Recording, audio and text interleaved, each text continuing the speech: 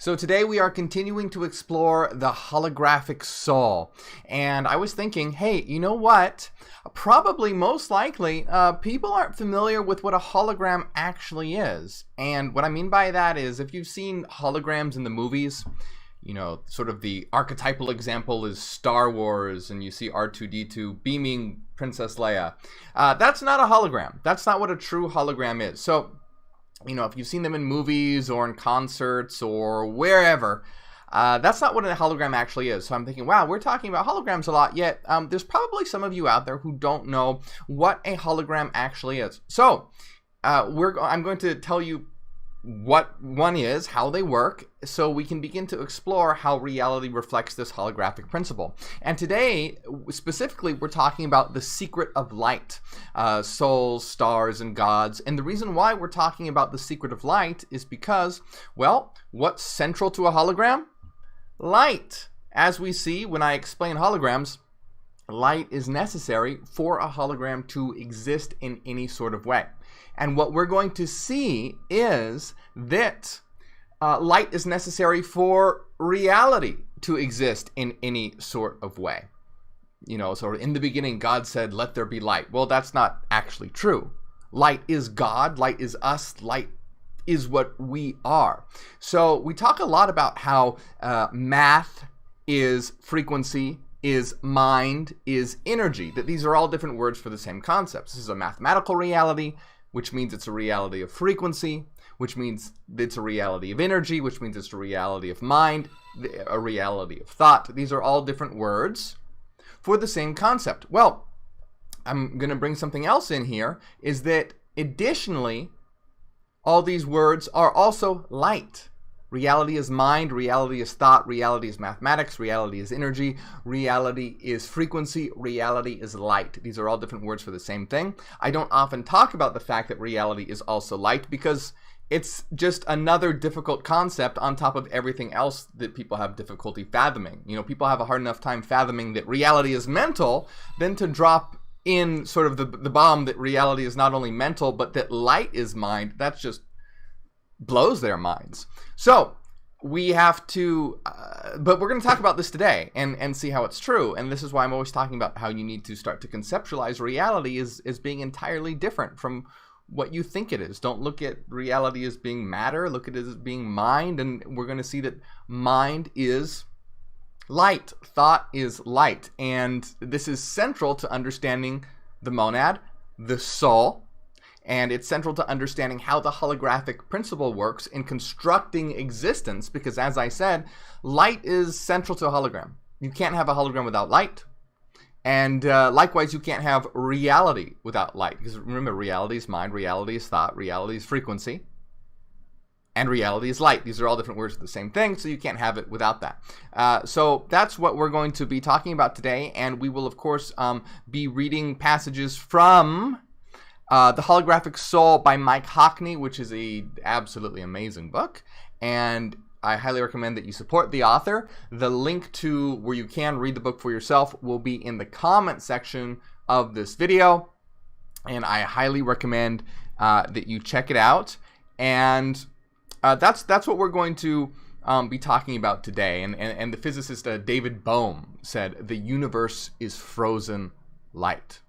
So we're going to be understanding all these different concepts, but I want to begin with you by just talking about holograms in general and what it has to do with light and how reality reflects the holographic principle. Because once again, I realized, hey, wow, we're talking about the holographic soul, and probably people don't know what a hologram is because you know how they're portrayed in movies, films, and you know, even if you've seen one in person, it probably wasn't actually a hologram. A lot of people just call it a hologram because it sounds cool, but it's not actually a hologram. So we're going to be talking about that right now.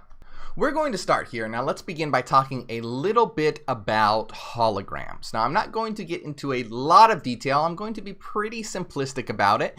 If you guys want, perhaps in the future, I will do a more detailed video about holograms and their relation to reality in general in one of my actual videos rather than a live stream if you guys want that. Now, however, like I said, if you've seen holograms in movies, if you've seen them in concerts or whatnot, that's not what a hologram really is. They just call it a hologram because it sounds cool. Hologram is a very specific type of thing, and there's different types. There's transmission holograms, there's reflection holograms, there's a lot of different kinds of holograms, but we're going to talk about transmission holograms, and we're going to be really, really simplistic about it. So what a hologram is that you have this piece of holographic film. Okay, it's about, it can be the size of a photograph. It can be the size of a sheet of paper. It can be really any size. But it's a piece of flat film called holographic film, or it's called a holographic plate. And what happens is that when you look through the hologram, you will see a three-dimensional image. And if you move your head around, you can sort of see around the image. So if you're looking at a photograph, it's flat. It's 2D, it's flat. If you move your head, it doesn't change anything. It stays still.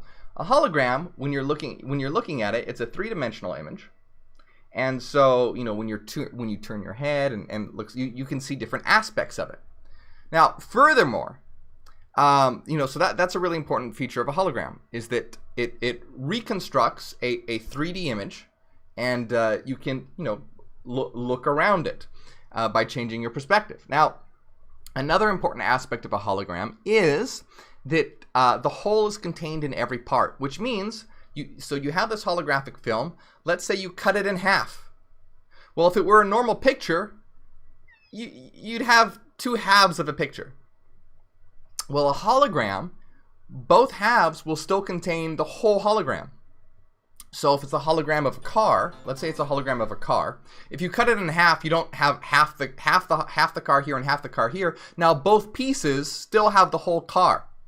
You move your head around, you can see the whole car in this piece. You move your head around, and you see the whole car in this piece. And the more you cut it, you can cut it into as many pieces as you like, and each piece will still contain the information to construct the entire hologram. So each piece contains the info to reconstruct the entire hologram. The whole is contained in every part. So basically what happens, and I'm going to simplify this a lot, okay? I'm going to simplify this a lot, but basically to create a hologram, you have this holographic film, and then you have an object, right? Let's say you have a toy car, right? So let's say you have the holographic film, you place the toy car in front of the holographic film, and then you have a laser. All right, and what you do is you use the laser, and you get the laser to bounce off the car in a certain way so that it creates an interference pattern, and then that interference pattern is recorded on the holographic film. So once that is set, you can get rid of the toy car, and now you have the holographic film that contains this interference pattern that contains the information to reconstruct the 3D image of that car. So what happens is, if you want to look at this hologram, and again, let's say we're using a transmission hologram, is you have the holographic film in front of you. Now you have a source of light, which is, let's say, a laser. You shine the laser onto the holographic film, and then you perceive the 3D image of the car. Okay, so again, let me do this from the side. You have over here, let's say, the laser. It shines on the holographic plate or the holographic film, and then you perceive the reconstructed image of the three-dimensional car. And basically what's happening is that you have the light source, the laser, what have you, and then the holographic film contains the information for that interference pattern. So the holographic film structures the light, if you will, structures it to recreate the image of that car. It's telling the light how to structure itself. And this is really important with what we're talking about with regard to reality and existence and what it has to do with light, and now it has the properties of a hologram. Because what I sort of want you to think of is the light source, that laser, as the source, the domain of pure frequency, the domain of pure mind, and then the hologram is the holos, the space-time universe that we all experience. Are you seeing the sort of the origin of these words here? The source, the holos, well, it's a light source and a hologram.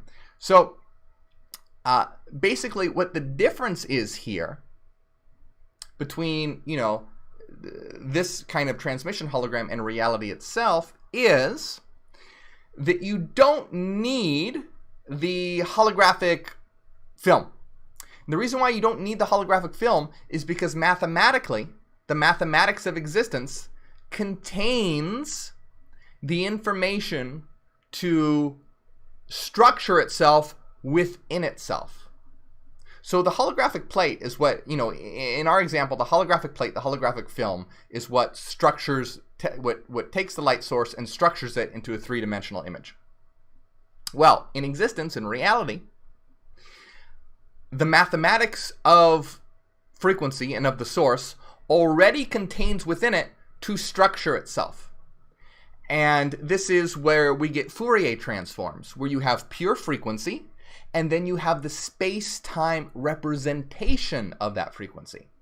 And the space-time representation of that frequency is what gives rise to the world. And in our analogy, that's the hologram.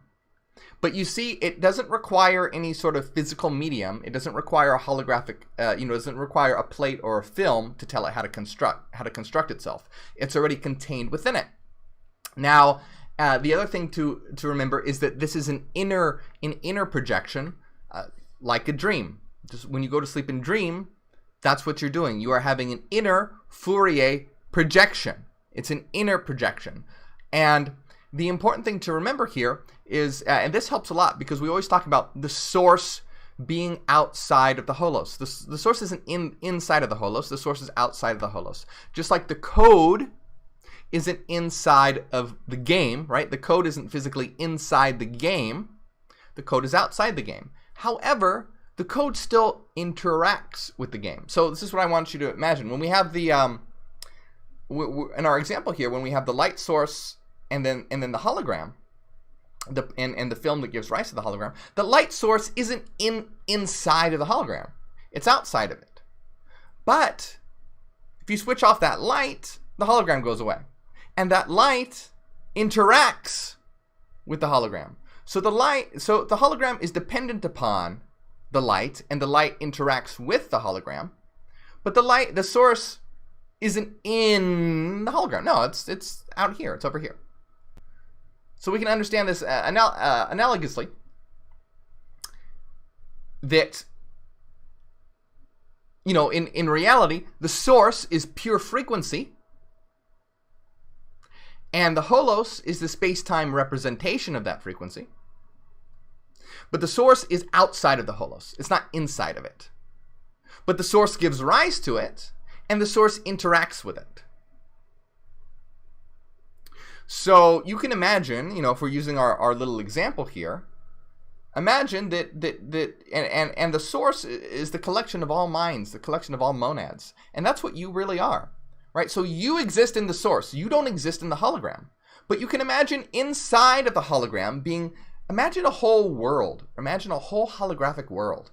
And imagine there being little holographic bodies, little holographic avatars, little holographic people. Well, you as a mind exist in the source, but you link to, one of these little holographic people, these holographic avatars. And so you perceive through your holographic eyes and all that, your holographic senses, it seems like you are inside of the hologram. When you're not really, you're one of the monads in the source.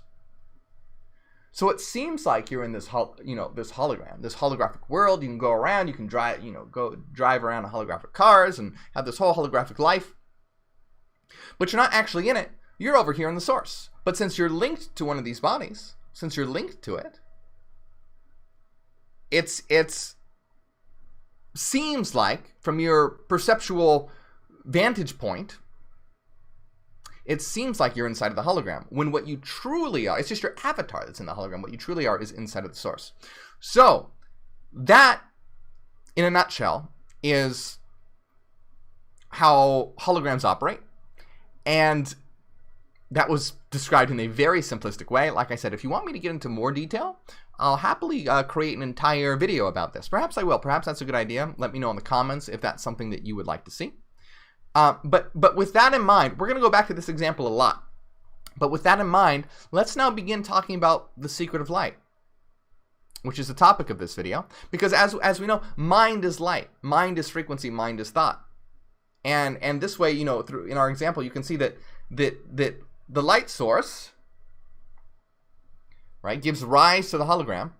Now, if we think about this in terms of mind, because light is mind, mind gives rise to the dream world, but pure mind is pure frequency. It's not inside of the dream world. Now, you can have a dream body inside of the dream world and connect to that.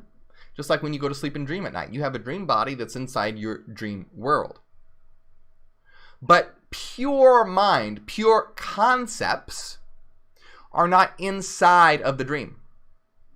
The space-time representation of that is in the dream.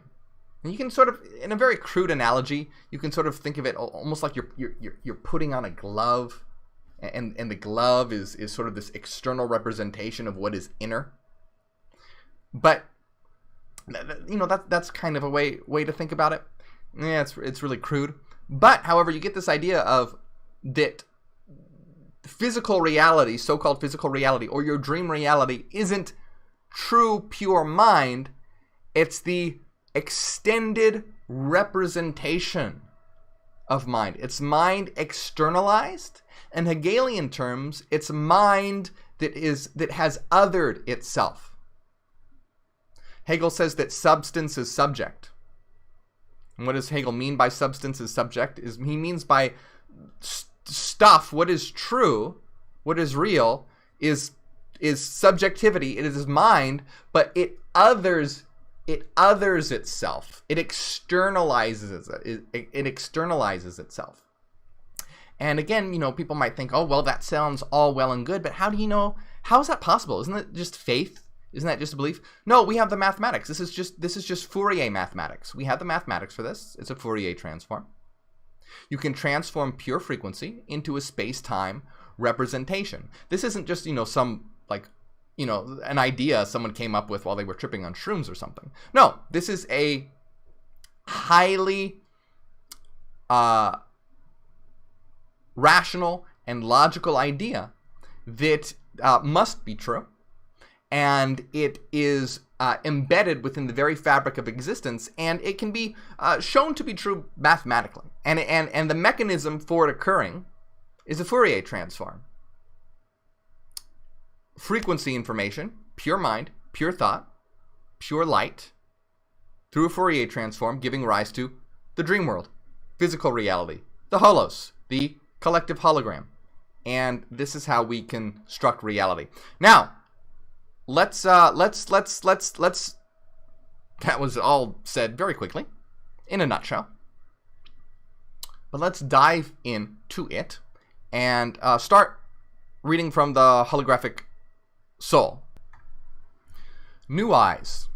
Imagine how your conception of reality would change if instead of regarding photons as particles of light, you regarded them as particles of thought. I talk about this a lot.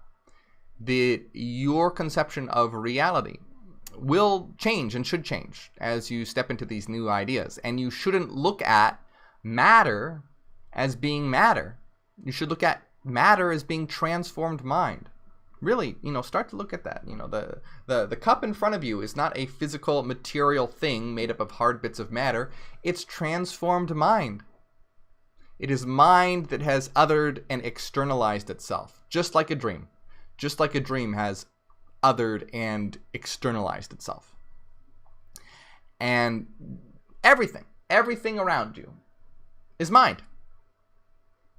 Transformed mind, space-time representation of mind, but mind nonetheless. And then so we are taking this a step further by realizing that instead of thinking of photons as light particles, they're thought particles. And what we're going to see and realize is that light is what allows you to have any sort of experience of any kind whatsoever. The interactions of light. If you're in a room and it's completely dark, you can't see anything because the visible light is not interacting with anything. And it is through the interaction of light that gives rise to anything at all. And as we'll see, matter itself is transformed light, sluggish light, the space-time representation of pure light and pure frequency. Again, the physicist David Bohm said the universe is frozen light. So, imagine how your conception of reality would change if instead of regarding photons as particles of light, you regarded them as particles of thought. And again, remember, light is maximally length contracted and maximally time dilated. Light has no physical extension, and light does not experience time. Light is massless, and light is unextended. Light has the same properties as mind because light is mind. Light is non-physical. Now, imagine how reality would be transformed for you if you subscribe to the equation that light equals thought equals life. Light is thought, light is life. Thought is light, thought is life. A world of light would therefore be a living world of mind, a living, evolving organism, not a dead, purposeless machine. Given that it's impossible for life to come from non-life or mind from non-mind, the qualities of life and mind must be present in their barest form in the fundamental constituents of existence. So what this means is that, materialists claim that matter is, it has no mind within it. That reality in its fundamental essence is just matter. And it is a logical impossibility to say that mind somehow comes from matter. That's a logical impossibility because the way materialists conceptualize matter is 100% different from mind. So mind, like, look, your subjectivity, your inner being is completely different from how materialists, say, conceptualize a rock. For materialists, that rock has no inner aspect, okay? So for materialists, that rock has no inner aspect whatsoever. So it's a logical impossibility for matter, which according to science has no inner aspect, to suddenly somehow evolve an inner aspect. That's a logical impossibility. It's just as crazy as the Big Bang Theory, which says that, in essence, existence somehow sprang from non-existence. It's a logical impossibility. You can't have that. Now, for us, we don't have that problem because we don't look at matter as being different from mind. We just look at it being a representation of mind. So for us, all matter has an inner aspect intrinsic to it. Because you're just seeing the external representation of what is ultimately internal. Just like in the dream, you're seeing an external representation of ultimately what is internal. But scientific materialism claims that there is no internality in matter. And to say that somehow mind arises from matter, if your matter has no internality, that is literally a logical impossibility. Now, this is why we say that scientific materialism and empiricism is against logic and reason. So, scientists and whatnot like to say that they're rational, but they're not rationalists. They're actually empiricists because they privilege the senses to logic and reason. Reason can clearly show that you cannot have mind come from non-mind. You can't have internal subjectivity arise from dead, lifeless matter that has no internal aspect to it.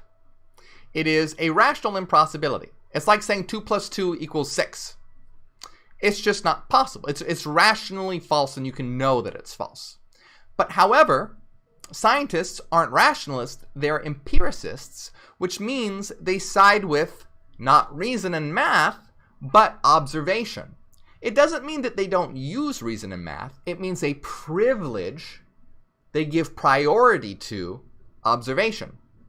And because they can observe matter, and because they cannot observe mind, they cannot observe internality, they say, well, all that exists is matter, and somehow mind arises from matter, and it's an illusion.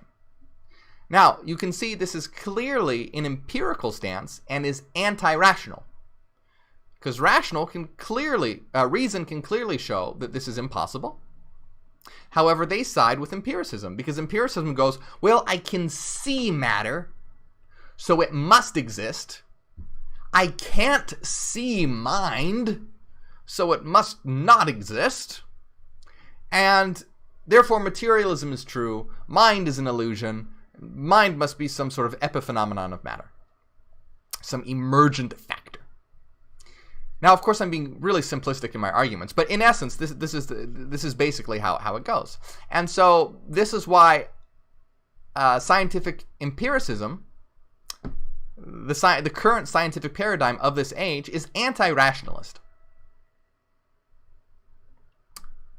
So I really want to drive this point home, because people think that science is synonymous with reason. It's not. That doesn't mean that they can't come up with great technological advancements in medicine. Yeah, sure, of course they can. But it doesn't mean that they know what reality truly is in itself, its pure essence.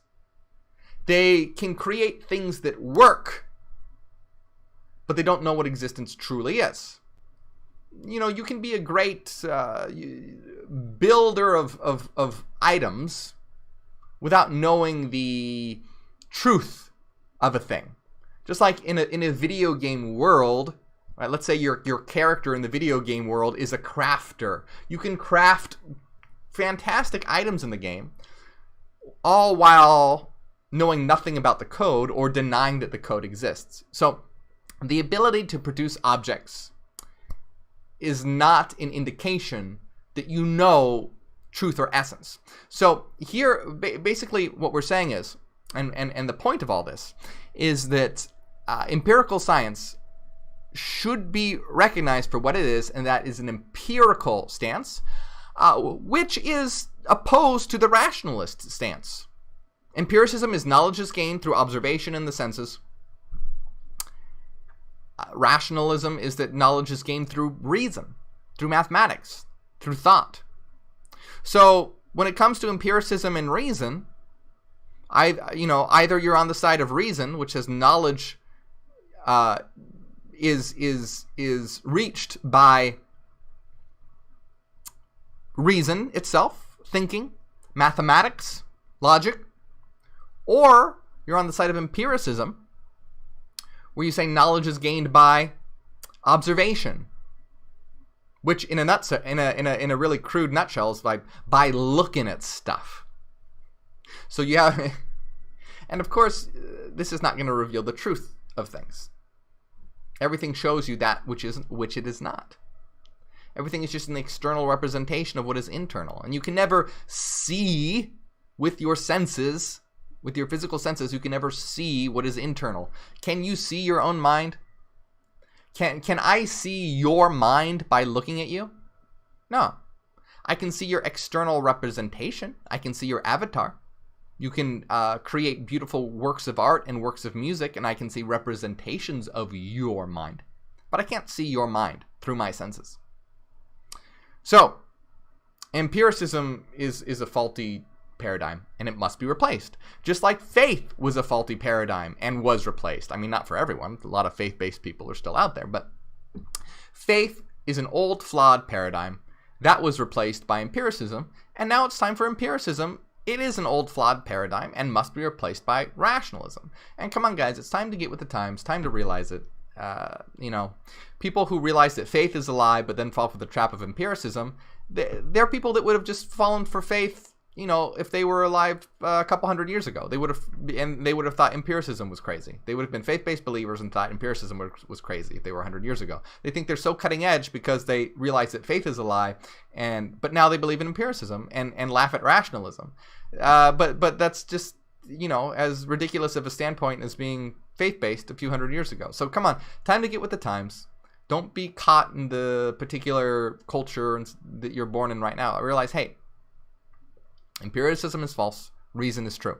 So given that it's impossible for life to come from non-life or mind from non-mind, the qualities of life and mind must be present in their barest form in the fundamental constituents of existence. Meaning, like we said, for mind to exist, and we know that mind exists in some capacity just based on the fact that we are subjectivities, having a mental, subjective, qualitative experience. We know this. But how can we use reason here? Well, the point is that for mind to be possible at all, mind must be present in the fundamental constituents of existence. And again, science doesn't say that. We, however, do. It's an inescapable truth. And so that means that sinusoids are not just the carriers of energy and information, but of mind and life themselves. And so, once again, remember, in Hyperianism and in ontological mathematics, sinusoidal waves are the essence of reality. And why are they the essence of reality? We can derive them, which I'm not about to do right now, but I've done many videos on this. The Hyperion Source has a great video on this, a great collection of videos on this. I have a book on this. But anyways, sinusoidal waves in Hyperionism, in ontological mathematics, that's what existence is, sinusoidal waves. A mind, a soul, is a collection of sinusoidal waves, which are frequency. Sinusoidal waves are frequency. So sinusoidal waves, frequencies, aren't just the carriers of energy and information, but of mind and life themselves. So sinusoids is energy, sinusoids are information, sinusoids are mind, sinusoids are life. These qualities are all implicit in sinusoids. It's what they are. A thought in itself is a sinusoid. What is a thought? It's a sinusoidal wave. And mental activity is the prerequisite for life. Where there are thoughts, there can be no life. So we have thoughts, we have thinking, we have mental activity. All of these things are the prerequisite for life. Just like in the dream world, you need thought, you need thinking. All of these things are prerequisites for the dream world. If you don't have thought and you don't have thinking, you don't have the dream world, because the dream world is just a representation, an image of thought and thinking. Likewise, this reality is an image, a representation of thought and thinking. It is collective thought and thinking. It's all of our thoughts and thinking interacting together. And this is what forms an interference pattern. This is where we get Fourier transforms, right? Remember in our example of the of the hologram, you had an interference pattern that gave rise to a structured hologram. Our thoughts, when they interact together as minds, as souls, as monads, because we are light, that's what gives rise to the interference pattern that constructs reality. It's our interaction. This is why at the fundamental level of quantum mechanics, you get interference patterns. And this is why when you look at matter, so-called matter at the quantum mechanical level, you see interference patterns, which is the properties of waves. And scientific materialists are completely baffled by this because it completely blew apart their conception of what matter is, because they realize, wow, at the fundamental level, matter starts behaving like waves. And we get interference patterns. Well, that's because we, as monads, as souls, our light, our mind, our sinusoids, and our interactions together are what give rise to the collective interference pattern of existence. And existence is a grand thought, a grand wave function. The universal wave function.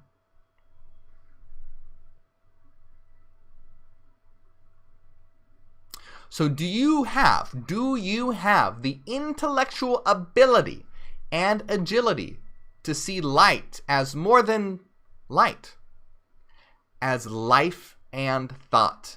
As soon as you do, a holograph is transformed into a spiritual organism originating in what we might call soul world. This is the source. It's not some peculiar artificial technical abstraction with no ontological significance. The most intelligent people, the geniuses, are able to take conceptual leaps that defy the understanding of ordinary people. You try and tell an ordinary person that life is light, life is mind, life is thought, light is a collective dream, light is frequency, they're going to have no idea what you're saying. So, are you intellectual enough to be able to take that conceptual leap and understand reality in a completely new way where most don't have the capacity to do so? You are extraordinarily intelligent if you can conceive that thoughts are photons, that suns pour out the thoughts of the cosmic mind into space-time and matter, and that black holes restore space-time thoughts to their singularity origin. Now again, do you see what I'm trying to get across to you here? Don't think of the sun in the sky as that big gaseous ball of fire. That's so primitive. Do you see how primitive that is? No. Suns aren't gaseous balls of fire in space. Suns pour out the thoughts of the cosmic mind into space-time. And black holes restore space-time thoughts to their singularity origin. So you have suns providing the fuel, if you will, the thoughts to act as the material for space-time, and then you have black holes that do the reverse, that restore space-time thoughts to their origin in the source, in the singularity. So one is this projecting outwards, and the other is this taking inwards.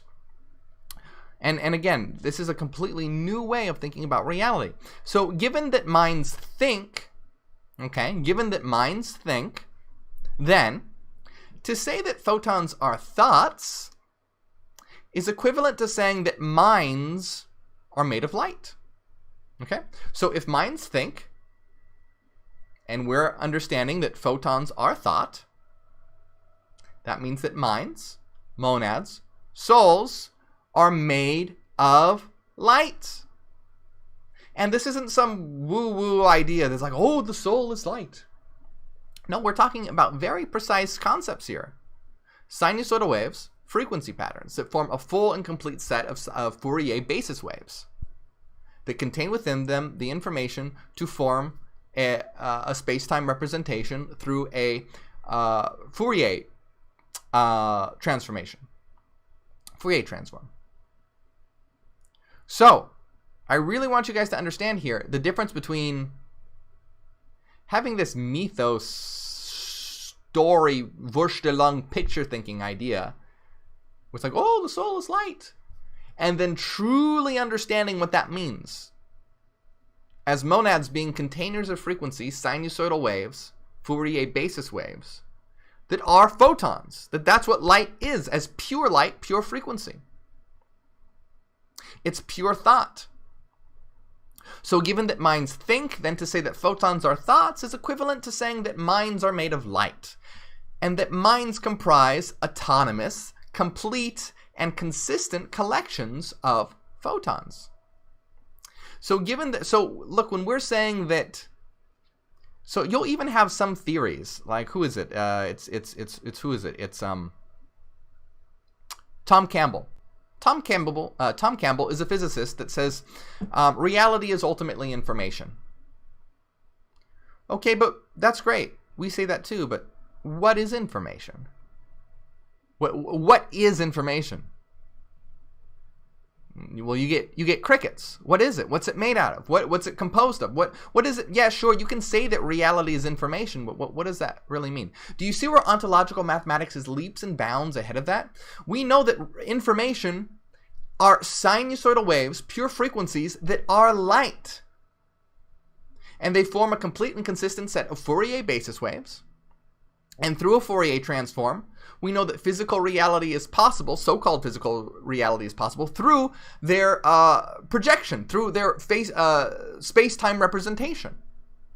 And so it's not just this vague, abstract idea of like, oh yeah, reality is information. It's very, very clear as to what information is, how information interacts,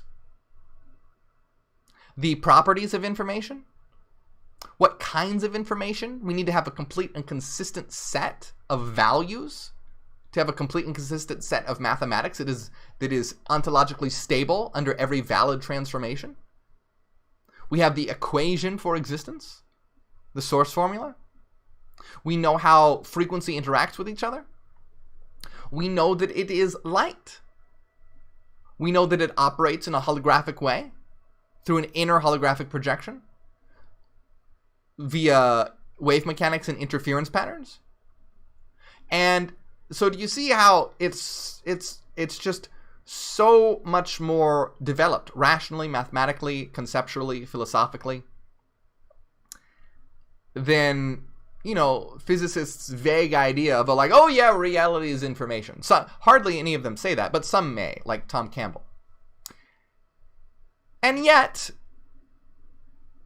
I mean, a lot of people still don't take, but and yet our ideas are often mocked. Yet our ideas are intellectually leaps and bounds, light years more advanced than these vague idea of reality's information of some kind. So,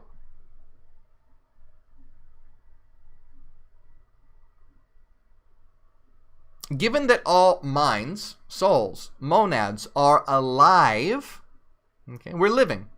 Remember, alive doesn't mean material or body. Doesn't mean having a heartbeat, doesn't mean having a pulse.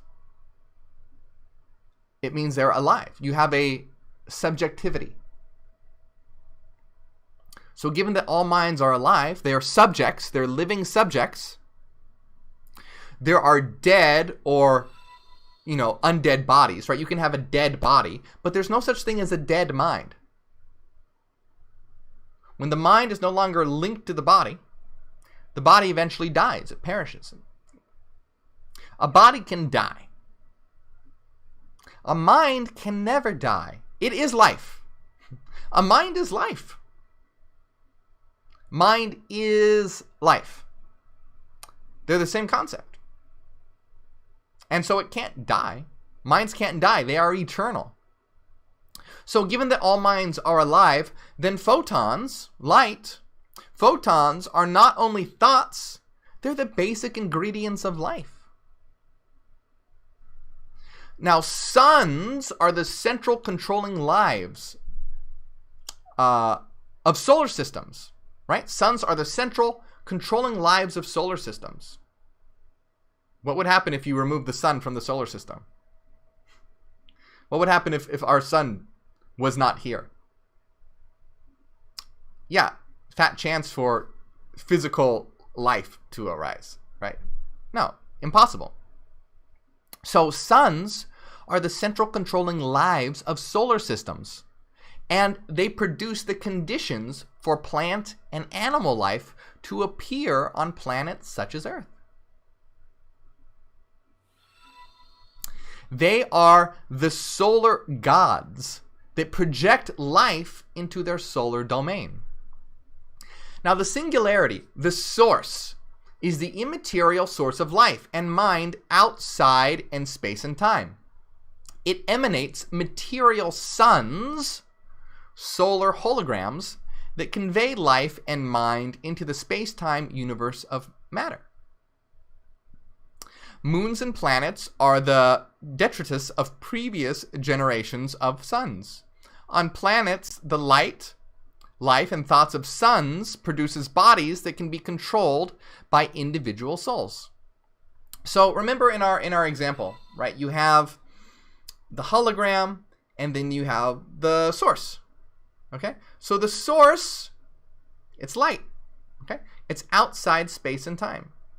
And so the source gives rise to the hologram. And so you can imagine inside of the hologram arising solar holograms, suns, okay? So within the hologram, but still these suns depend on the original source beam, okay, the original source. But within the hologram, you have solar holograms that arise. And these solar holograms then emanate and convey life into the space-time universe of matter. Because through suns, we get planets that begin to exhibit life, because avatars arise, and then minds, which exist in the source, can link to those bodies, those avatars in space and time. So you have the monads, the souls, that still exist in the source, but because solar holograms were generated, planets were able to develop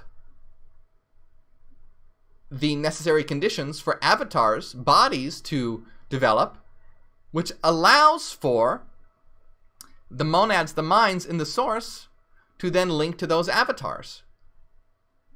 But remember, if the source didn't exist, the hologram wouldn't exist. But the source does exist, gives rise to the hologram,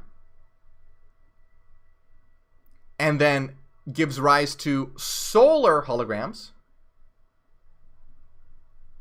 which allows the conditions for avatars to arise. So do you see this dependence, right? For avatars to arise, you require these solar holograms, and these solar holograms depend on the source. And this is all developed so that the source mind can insert itself into the hologram.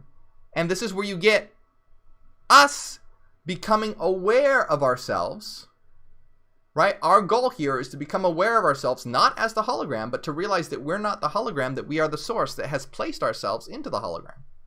So the source, all in its effort to, have conditions created for avatars to appear, you have solar holograms that appear, which gives conditions for solar systems, life to arise, which allows monadic minds to then link to the avatars within the hologram.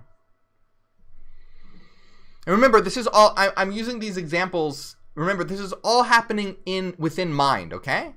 This example of, like this being over here and this being over here, it's not like how that's actually, it's all internal, just like a dream is internal, okay? Imagine it all being like a dream. You are mind that would then create dream suns that allowed for dream avatars to appear, and then you would be able to sort of enter into one of these dream avatars to then experience the dream world. But this is a collective dream, okay? This is a collective dream. And so remember, this is all happening. It's an internal projection. I'm using this example of, oh, well, the source is over here and the hologram is over here to just emphasize that the source is outside of the hologram, but the hologram depends on the source and the source interacts with the hologram. But it's not literally in it. Just like you have the code of a video game. The code of a video game isn't inside the video game, but it interacts with the game. But it's not like the code is over here and the game is over here. You know, that's not how it works. But I'm using this as an example, as a metaphor. But I want to make that clear because we have a lot of haters that don't look into our work. And they just think that what I'm saying, they just take it at face value. So they'll be like, oh wow, he think, you know, the source is over here and no. These are metaphors. There's no in truth, this is all happening internally. It's an internal projection. It's an internal mental hologram. And you know, to say it's an internal mental hologram is the exact same thing as saying it's a collective dream. Same thing, just different words for the same thing. When you go to sleep and dream at night, that's an internal projected mental hologram.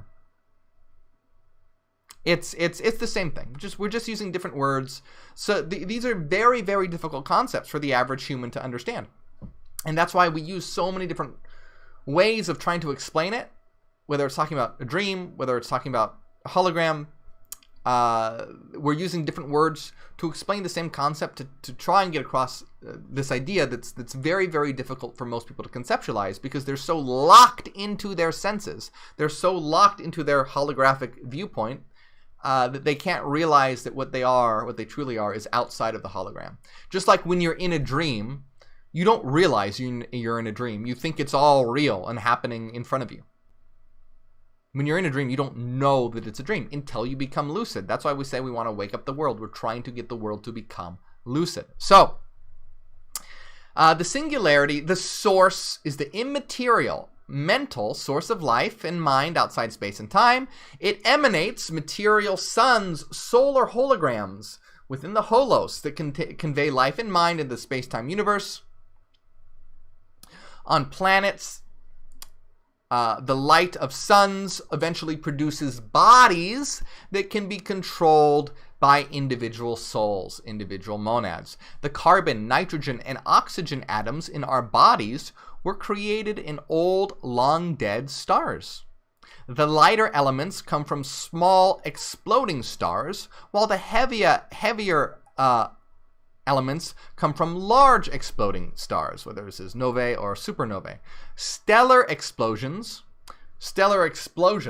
throw out vast clouds of dust and gas, and this material from the exploded stars disperses throughout the interstellar space, where it can combine into moons, planets, or new stars.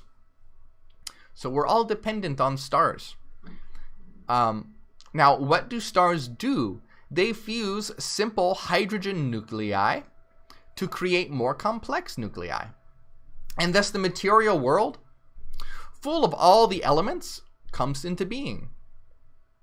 Souls equals souls, right? If we look at here, we can see the wording of souls equals suns. So it was an ancient belief that stars were linked to souls. Richard L. Poss said, "And when he had compounded the whole, he divided it into souls equal in number to the stars, and each soul he assigned to one star." So Plato, in the Timaeus, presents a mythic narrative, a story, in which case the world is created by a craftsman deity, the demiurgos, who establishes a correspondence between the large-scale structure of the universe and the inner life of the individual human being. So a soul, according to Plato's mythos, according to Plato's story, a soul descends from its companion star to be born on Earth. At death, a just soul will return to its companion star, while an unjust soul is reincarnated and has to try again if it wants to ascend back to its starry home. So in fact, though, what we can understand, souls, monads, are dimensionless stars. they're you know, we can sort of because what is a soul? It's a collection of photons. So it's an immaterial star. If we're being, you know, metaphorical about, I mean, it's literal in a certain way. It depends how you're looking at it. But for a soul are dimensionless stars. And so we can kind of understand this idea, you know, in Plato's mythical narrative, where in Plato's mythical narrative, every soul is assigned a star, and a soul sort of descends to Earth, and then when it dies, it will return to its star.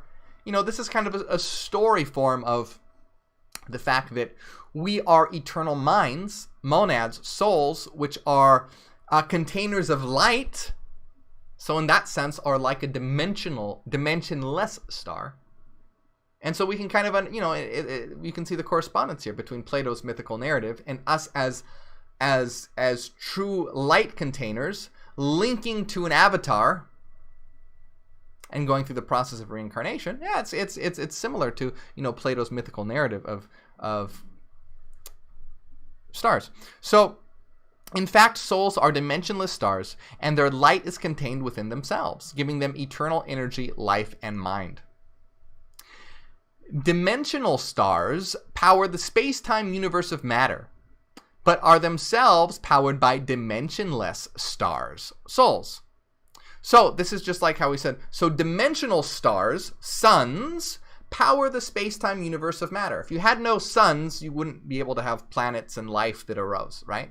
So the material universe depends on stars, but stars then depend on dimensionless stars, souls, monads, minds, the source. Just like if you have the hologram, you have the source, and then you have the hologram, right? The source beam, the source light, the laser, and then you have the hologram. You can have within the hologram suns, holographic solar holograms, but if you turned off the source beam, well, there goes the solar holograms. The solar holograms depend on the source beam. So you have the material universe that depends on these solar holograms, but then the solar holograms themselves depend on the source. And what is the source? The source is just the collection of monads, the collection of souls. So souls are, you know, souls through the interaction of their frequencies give rise to the material universe, which means the souls give rise to material suns. Okay, so souls give rise to material suns, which give rise eventually to avatars. Then souls can link to those avatars and explore the world that they generated. It would be like, you know, if you were having a dream and you generated dream suns, and then you finally had dream bodies, and then you could link to those dream bodies and explore the dream world that you generated. But this is on the collective level, the collective scale.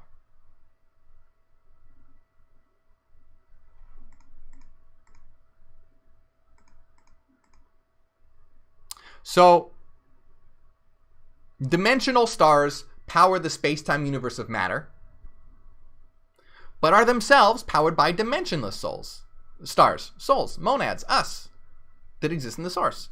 Dimensional stars, solar holograms, suns, are space-time holograms projected by dimensionless stars, individual souls acting collectively, as above, so below. When we, as containers of light,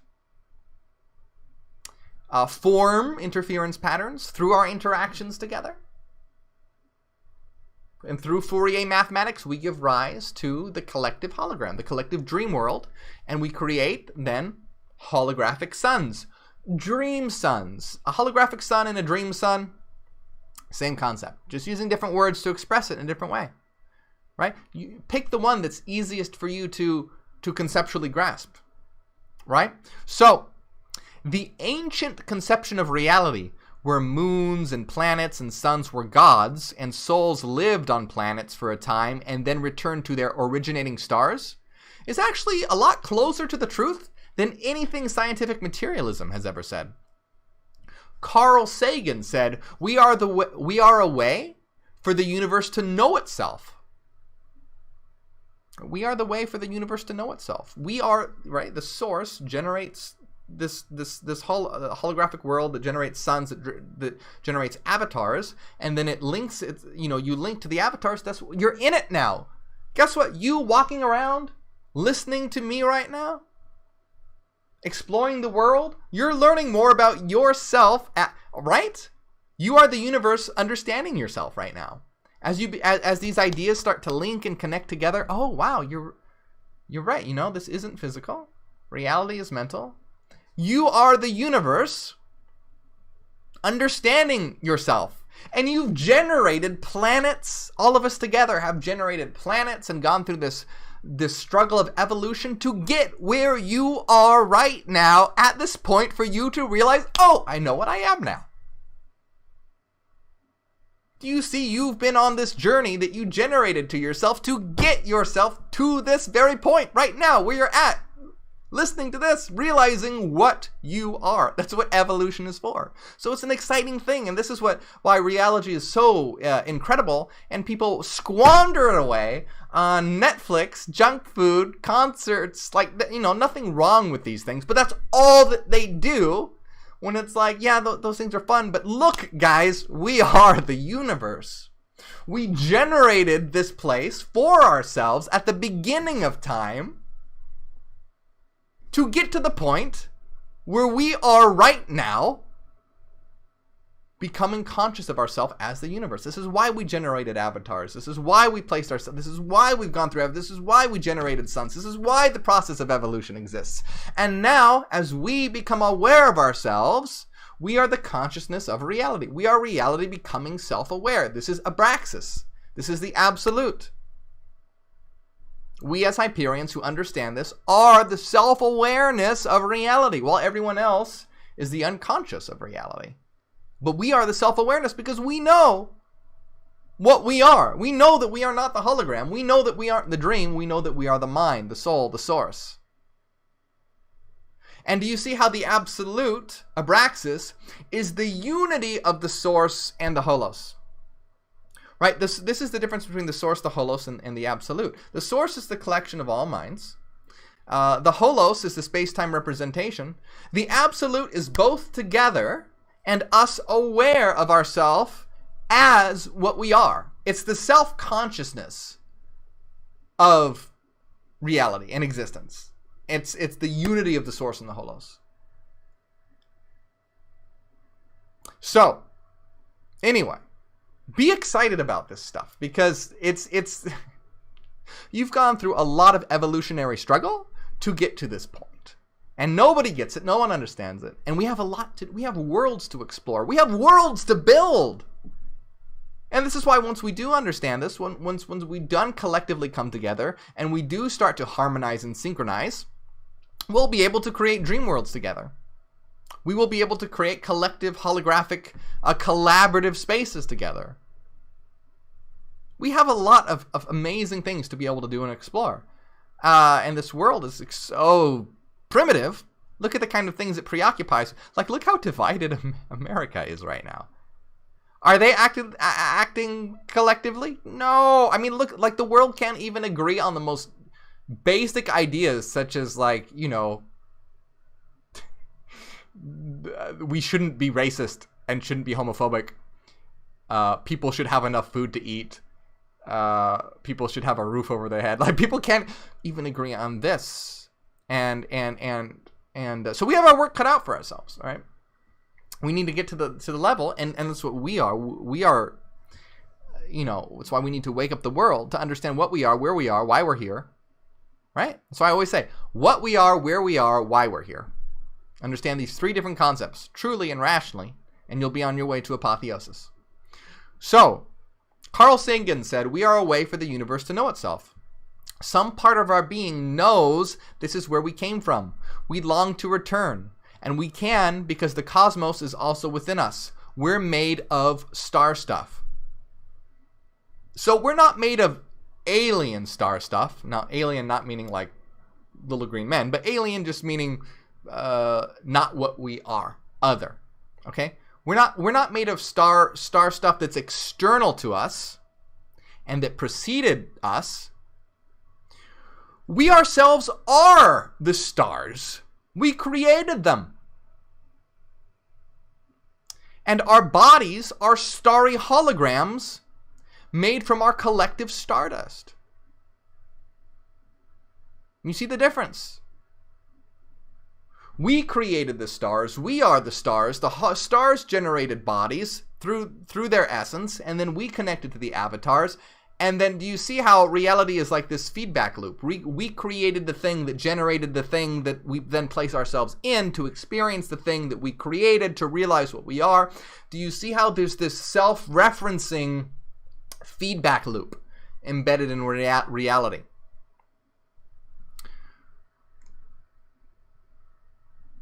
So we are broken light. That's what a hologram is, all right? A hologram is broken light. You have the source beam, which is a laser, and then the holographic film contains the interference pattern, which structures or breaks the light, so to speak.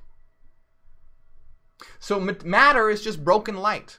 As David Bohm said, frozen light.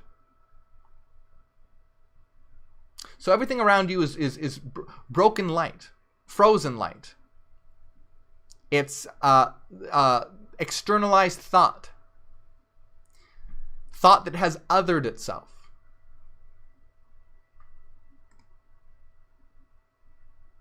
So here is a quote by Wikipedia here. Now, large particle accelerators, you've probably heard of, the Large Hadron Collider, CERN, and all that. That's a particle collider, CERN. So large particle accelerators can replicate the conditions that prevailed after the early moments of the universe, resulting in the confirmation and refinement of the details of the Big Bang model. However, these accelerators can only probe so far into high energy regimes.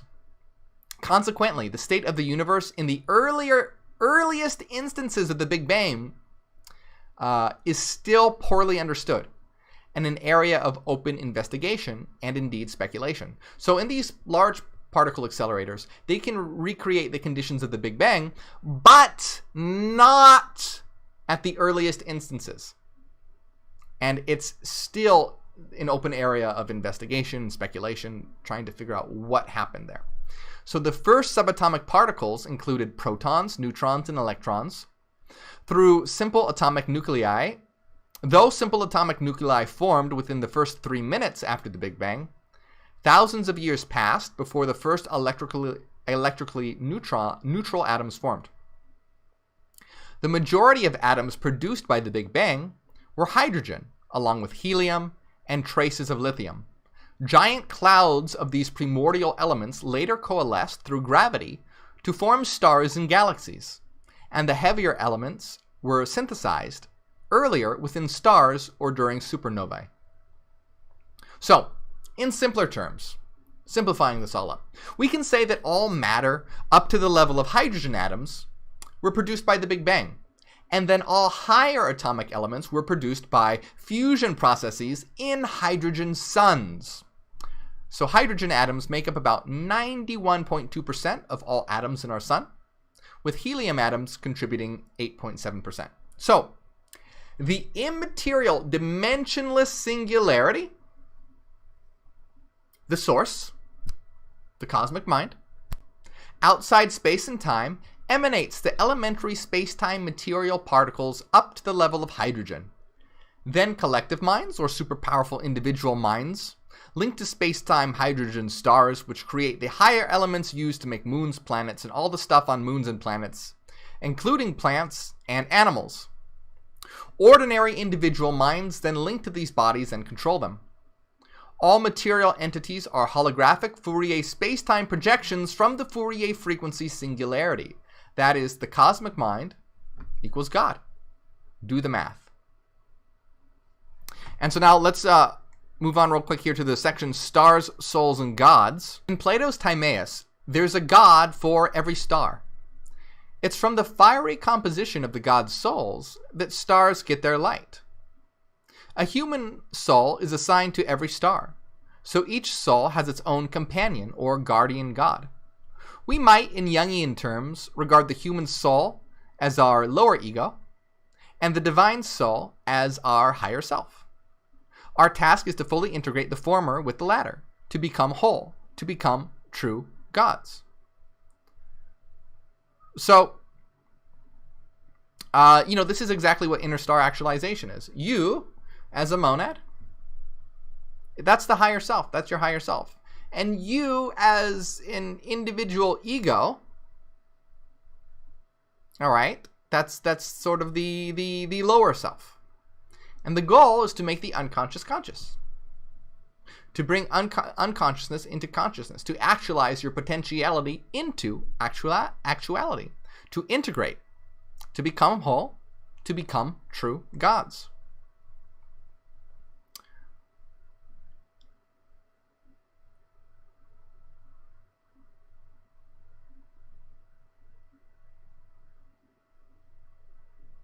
So according to Plato, so remember, this is according to Plato. This isn't according to Hyperianism.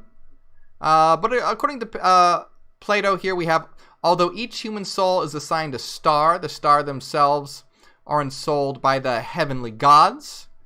All souls, therefore, are the children of gods, but all do not know their presiding god. Every soul has a presiding god. There are many souls in quantity as there are starry gods, for this may appear to be evident by Plato by adding that each soul was distributed into each star. So, all human souls are sown into the stars before becoming incarnated into bodily existence on earth, according to Plato. All right, so this is according to Plato. And their hope is to return to their heavenly home at death. And philosophy is what grants them the knowledge to make the return journey home. But you can see how Plato was very close, right? All human souls are sown into the stars. There's a star for every soul, and their hope is to return to their heavenly home at death, and philosophy is what gives you the knowledge to do this. And so you can see that we know that we are minds, monads, we are containers of light, souls, and we incarnate into this physical existence. And knowledge, understanding rationally and logically what we truly are, not through stories, not through mythos, not through the Bible, not through, Buddhist or Hindu texts, but through logic and reason. Why through logic and reason? Because that's what we are, and that's what know thyself means. We aren't story. We create story, but we are mathematics. We are reason. We are light. We are frequency. So we have to know to become true gods. We have to know ourselves rationally, not through stories. Stories can be helpful, but it's the stepping stone to then remove. It's a crutch to then release. Hegel knew this. Hegel knew that this was Vorstellung, picture thinking, and that ultimately reason is superior to picture thinking, because there's a divide. You're not getting to what the thing really is. The story is in the way. The story is blocking you from understanding what it truly is.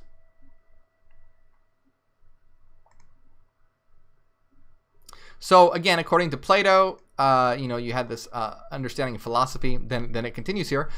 Without philosophy, souls are condemned to keep repeating their grim earthly hell. Philosophy, not faith, is what sets you free. So imagine how different humanity would be if faith was dismissed as nonsense and only philosophical knowledge could secure your passage to heaven.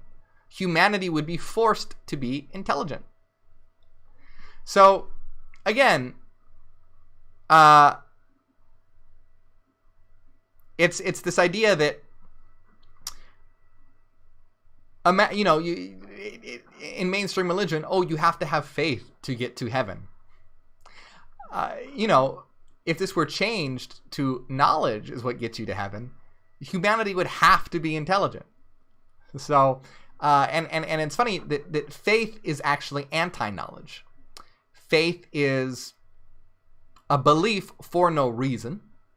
It's the opposite of reason. Faith is the opposite of reason. So faith was the invention of the unintelligent, so that they didn't have to study and learn anything at all, right? Again, it's very, very easy if you just have to have faith, you don't have to study, you don't have to learn, you don't have to think. So, of course, the lazy are just going to be like, oh yeah, well, faith is what's going to get me to heaven. So, do you see the difference between mainstream religion, which is faith will get me to heaven, and then Hyperianism, which is self-actualization will lead you to becoming God. Now, that takes a lot of work. Now, do you see the huge difference? But do you see why, most of humanity is lazy? They don't want to do work. And you know what's really scary is that most of humanity is actually afraid of freedom. Most people are afraid of freedom. They actually don't want to be free. True freedom terrifies them. They want to be told what to do and how to live. That's why they're attracted to mainstream religion. It's the ultimate non-thinking system. Have faith and don't worry about thinking. Just do what God says.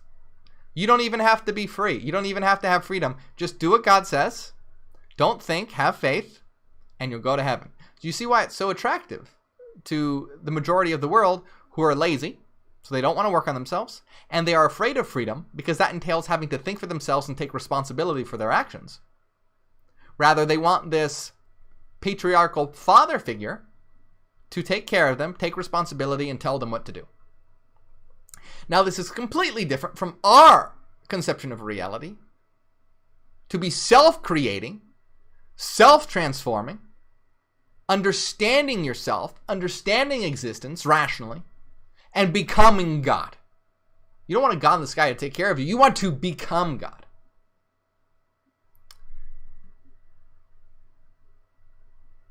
So again, according to Plato, since souls were born in stars, but needed to descend to Earth and later ascend back to their personal star, they became equipped with an astral body as their vehicle for traveling through the cosmos. That is what accompanies them in their descent into matter. It's their subtle spiritual body rather than their gross physical body. So that's according to Plato, okay? Now, the world soul is the cosmic mind. It's the monadic collective. The singularity is the informing intelligence of the universe located at its dead center. At its Cartesian origin, it's the mathematical seat of existence.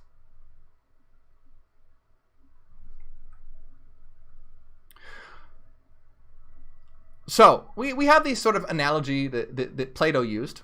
But remember, in Hyperianism and in ontological mathematics, light is mind.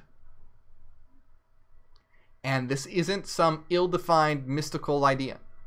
It's mathematical frequency, structured according to Euler's formula. It's a full and consistent set of Fourier basis waves. And again, this isn't like just word salad. Look up Fourier basis waves. So Fourier basis waves are the basis sinusoids that you require to construct space-time functions. By taking basis frequencies, you can combine these to create any space-time function, no matter how complicated. And again, this isn't like word salad or woo-woo mystical nonsense or anything like this. Fourier transforms are used everywhere. They're used in signal processing. They're used in music. They're used in quantum mechanics. The wave function. It's everywhere. It's everywhere. So, it's everywhere because it's at the heart of existence. It's how reality operates. And then we see that sinusoidal waves, which are Fourier basis waves, which are frequencies, which are at the heart of existence and used everywhere, what that actually is light. And light will transform, right, via Fourier transform into space-time representation. And we can understand this by looking at how a hologram functions. Because again, we have a hologram. We have the source beam, the source light, and the source light is structured according to an interference pattern which gives rise to a three-dimensional image. So likewise, reality, we are mathematical minds, and when our frequencies interact together, that forms the interference pattern.